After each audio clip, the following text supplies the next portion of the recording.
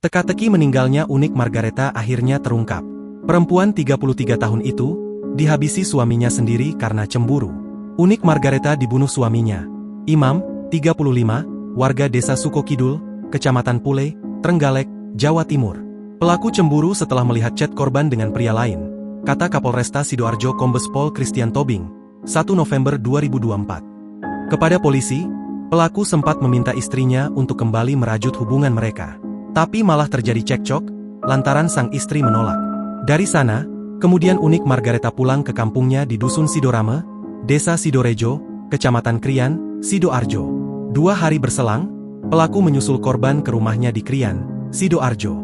Ketika itu, pelaku juga sudah emosi dan berencana melampiaskan sakit hatinya. Sampai Rabu dini hari, pelaku melancarkan aksinya. Dia menyiapkan bambu dan ditaruh di belakang rumah. Kemudian, korban diajak ke belakang rumah untuk membantu mengatur sepeda motor pelaku yang sandarannya ambles. Ketika pelaku menyuruh korban memegangi motor, dia mengambil bambu dan langsung memukulkan bambu tersebut dari belakang mengenai leher belakang korban. Korban pun jatuh tersungkur dengan posisi tengkurap, kemudian pelaku memukul lagi dan mengenai pundak kanan belakang korban. Dan untuk benar-benar memastikan korban meninggal, pelaku memukul korban di bagian kepala belakang sebanyak 2 kali. Setelah memastikan istrinya tewas, Imam menyeretnya ke belakang rumah lalu diletakkan di bawah pohon pisang dan ditutupi kresek. Setelah itu, pelaku meninggalkan rumah. Dia kabur ke Tulungagung. Bersembunyi di sana, lanjut Kapolres. Saat kabur, pelaku juga membawa tas korban yang berisi uang dan perhiasan. Rabu pagi, korban ditemukan tergeletak tak bernyawa di kebun belakang rumahnya di Dusun Sidorame, Desa Sidorejo, Kecamatan Krian, Sidoarjo. Saat ditemukan, perempuan itu dalam kondisi bersimbah darah.